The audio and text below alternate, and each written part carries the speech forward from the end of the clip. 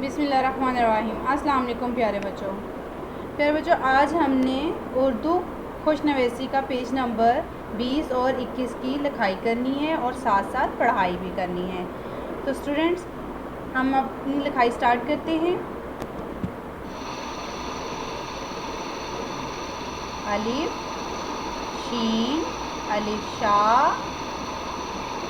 रे, फेरा, इशारा, काफ, नून, अलिफ ना, किनार, रे, फेरा, किनारा, सीन, अलिफ सा, रे, अलिफ रा, सारा, सीन हे, अलिफ हा, सहा, रे अलिफ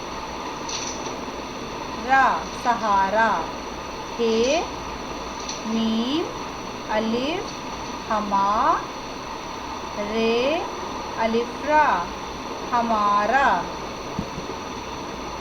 ते, मीम, हे, अलिफ तुम्हा, रे अलिफ रा, तुम्हारा। जी तो स्टूडेंट्स, ये क्या है? इशारा, किनारा, सारा, सहारा, हमारा और तुम्हारा।